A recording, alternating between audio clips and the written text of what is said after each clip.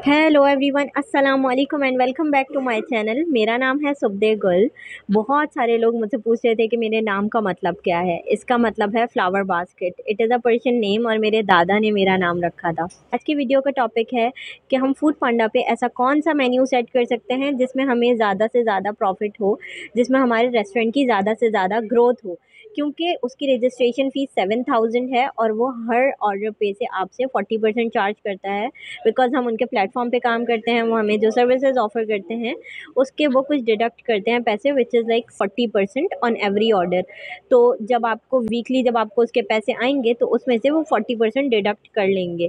आज की इस वीडियो में मैं आपको बताऊंगी कि ऐसे कौन से खाने हैं जिनमें आपको ज़्यादा से ज़्यादा प्रॉफिट होगा।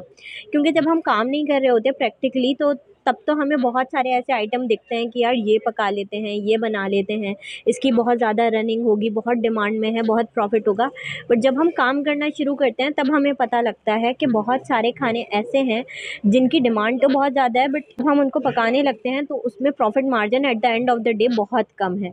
तो जो बिल्कुल बिगनर्स हैं उन लोगों के लिए ये आइटम बहुत बेस्ट है, which is pasta, macaroni, pasta, chow mein, spaghettis, जितने भी इसकी वैराइटीज़ बना के आप मेन्यू में लगा सकते हैं।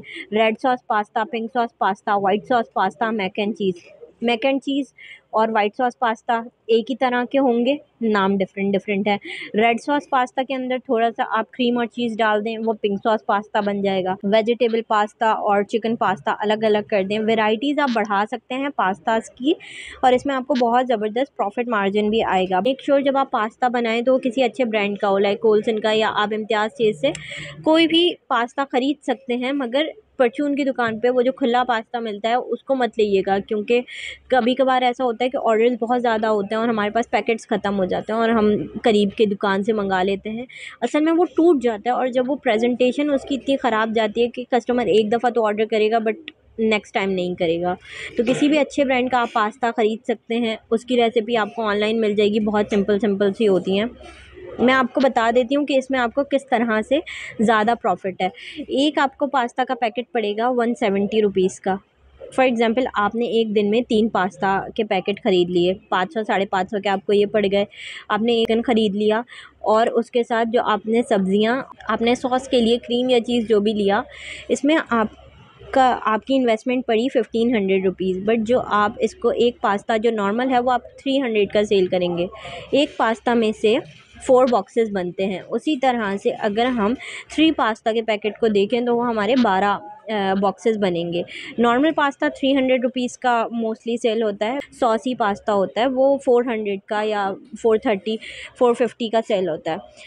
ये आपके ऊपर है, आपने प्राइसेस कितने रखने हैं। बट जो नॉर्मल सिंपल पास्ता होता है वो 300 का जाता है। आपको वीकली फूड पांडा की तरफ से पेमेंट रिसीव होगी इस पास्ता के ऊपर। मैंने सिर्फ 300 वाला पास्ता कैलकुलेट किया था तो उसकी 28,000 रुपीज़ आपकी पेमेंट है। उसके ऊपर से अगर उन्होंने परसेंटेज अपनी निकाली तो वो 8,000 उनकी परसेंटेज डिडक्ट हो गई। बाकी सारे पैसे आपको वीकली आपके अकाउंट में मिलेंगे और इनकी परसेंटेज निकालने के बाद भी आपके 70,000 सिर्फ इस एक आइटम से बन सकते हैं। पहला वीक तो आप शौक में कर लेंगे कि वाह यार नया काम है, और जब आपको पैसे रिसीव हो जाएंगे तो you will be more passionate, क्योंकि आपके पास एक मोटिवेशन होगी कि हाँ यार इससे इतने अच्छे पैसे रिसीव हो रहे हैं। तो पास्ता एक आइटम हो गया जो कि बहुत प्रॉफिटेबल है। सेकंड, शामी कबाब भी एक दफ़ा बना के आपने फ्रीज़ कर लेना है और जब भी आपके पास ऑर्डर आए आपने उसको फ्राई करना है, साथ में चटनी और केचप आपने दे देते हैं। अच्छा, यहाँ पे मैं आपको एक बहुत मज़े का डिप सॉस की रेसिपी आपके साथ शेयर कर देती हूँ।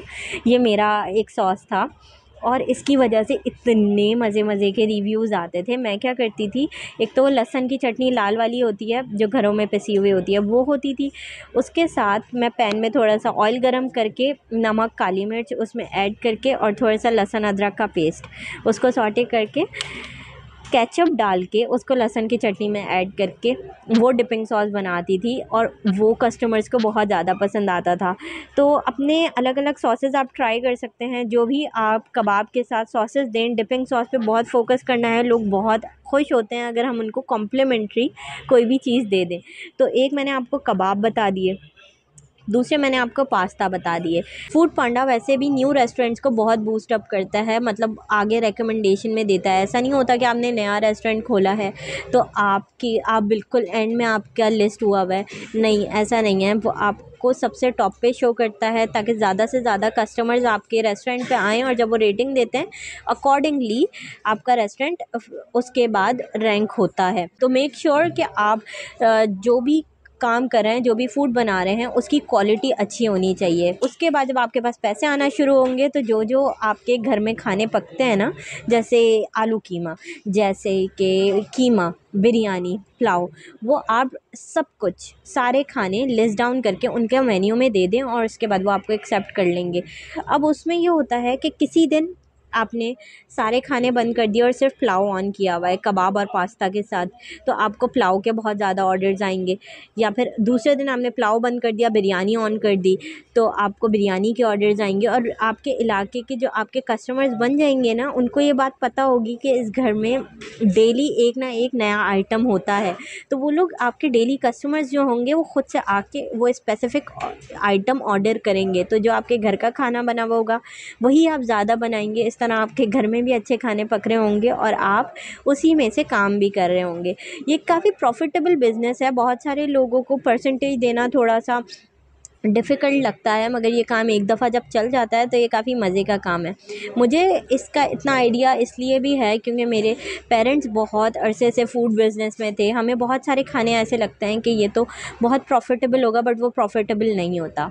अगर आप मेरे चैनल पे नए हैं तो please do subscribe my channel.